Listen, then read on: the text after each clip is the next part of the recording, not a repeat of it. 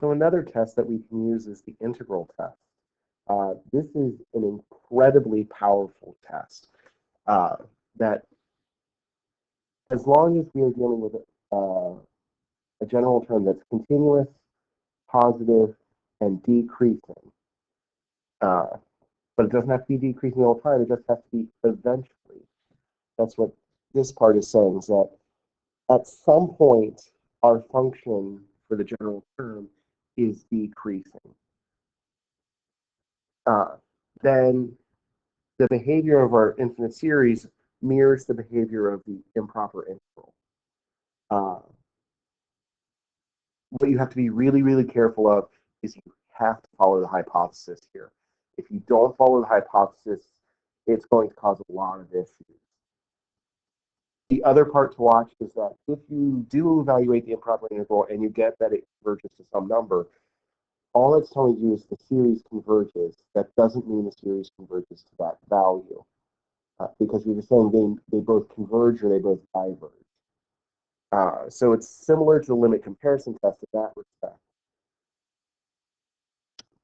So if we take, for example, here the infinite series from 1 to infinity of 1 over n square root of n, or because radicals are very friendly,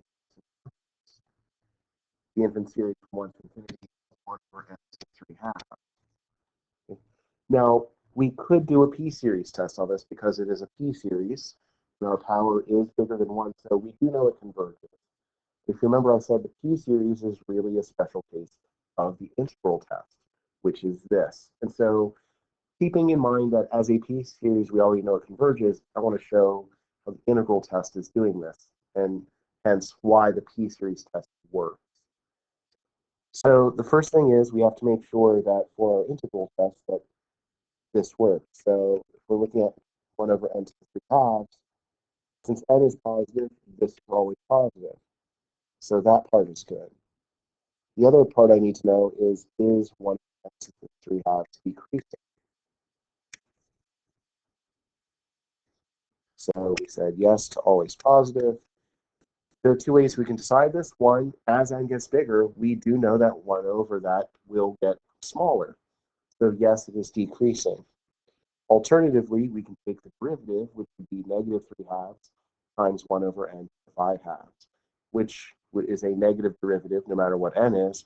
And so yes, it's still decreasing. But this means we can do the infinite.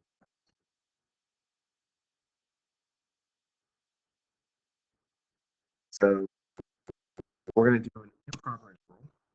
Now, the lower bound just needs to be a constant. It doesn't matter what it is. I tend to just use whatever n is in my series, and then my upper bound will be infinity. 4 and to the negative 3 halves en. Because it's improper, I do need to change this into a limit, as b is going to infinity of the interval from 1 to b, and to the negative 3 halves en. Again, remember, focus on the integral first, then worry about the limit.